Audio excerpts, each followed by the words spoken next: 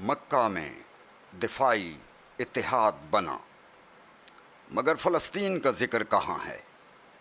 غزہ تباہ، بچے شہید، بیت المقدس پر قبضہ برقرار، تو پھر 3 مسلمان ملکوں کے اس معاہدے کا اصل فائدہ کس کو ہوگا؟ سنو پوائنٹ ڈیجیٹل کی تمام ویڈیوز دیکھنے کے لیے ابھی ہمارا چینل سبسکرائب کیجیے اور بیل آئیکن پریس کیجیے تاکہ سنو پوائنٹ ڈیجیٹل کی طرف سے آنے والی ہر ویڈیو کی اپڈیٹ آپ تک بر وقت پہنچ سکے۔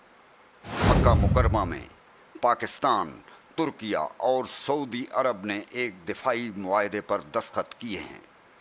کہا گیا ہے کہ اگر تینوں میں سے کسی ایک ملک پر مسلح حملہ ہوا تو اسے تینوں ممالک پر حملہ تصور کیا جائے گا۔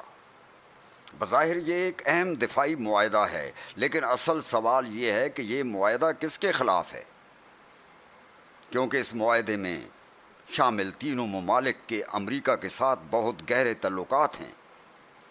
ترکیہ نیٹو کا رکن ہے، پاکستان امریکہ کا پرانا دفاعی ساتھی رہا ہے، جبکہ سعودی عرب کئی دہائیوں سے امریکہ کا انتہائی قریبی عرب اتحادی ہے۔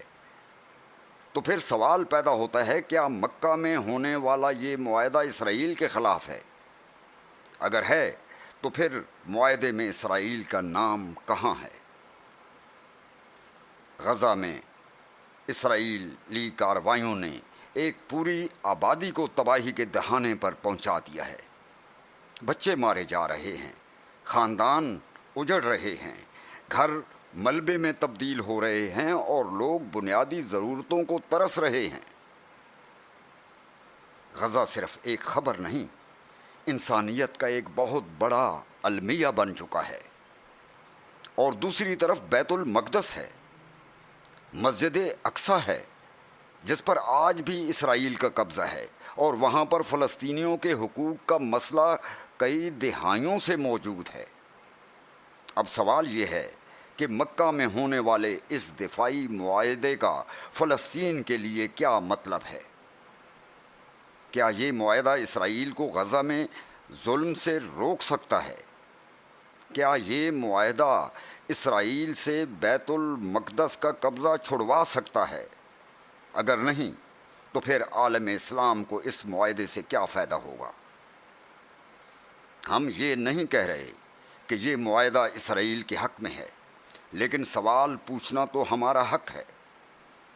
اگر اس معاہدے میں فلسطین، غزہ یا بیت المقدس کے بارے میں کوئی ایسی شک موجود ہے جس کے تحت اسرائیل کے خلاف کوئی عملی قدم اٹھایا جا سکتا ہے، تو اسے عوام کے سامنے لایا جائے۔ معاہدہ مکہ ہوا ہے تو اسے عوام سے چھپایا کیوں جا رہا ہے؟ اگر فلسطین کے بارے میں اس میں کچھ بھی نہیں تو پھر یہ سوال اور بھی اہم ہو جاتا ہے کہ 3 بڑے مسلمان ممالک کا یہ دفاعی اتحاد آخر کس مقصد کے لیے ہے؟ کیونکہ امریکہ کے قریبی سمجھے جانے والے ممالک جب آپس میں دفاعی معاہدہ کرتے ہیں تو دنیا یہ ضرور پوچھے گی کہ اس کا فائدہ کس کو ہوگا۔ کیا یہ واقعی عالم اسلام کے مفاد میں ایک نیا قدم ہے، یا صرف اپنے اپنے ملکوں کے دفاع اور اپنے اپنے مفادات کے تحفظ کا ایک انتظام؟ اصل امتحان تو غزہ ہے، اصل امتحان تو فلسطین ہے، اصل امتحان تو بیت المقدس ہے۔ کیونکہ دفاعی اتحاد کی اصل طاقت یہ نہیں کہ وہ اپنے رکن ممالک کو خطرے سے بچا سکتے ہیں یا نہیں، اصل طاقت یہ ہے کہ کیا وہ مظلوم کو بھی بچا سکتے ہیں۔ مکہ دفاعی معاہدہ ہو گیا ہے، اب دیکھنا یہ ہے کہ اس معاہدے کی طاقت غزہ تک پہنچتی ہے یا نہیں، اور اگر نہیں پہنچتی تو پھر عالم اسلام کے عام آدمی کا یہ سوال اپنی جگہ موجود رہے گا، مکہ کے اس دفاعی معاہدے سے فلسطین کو کیا ملا؟ آصف حیات بلوچ، سنو پوائنٹ ڈیجیٹل۔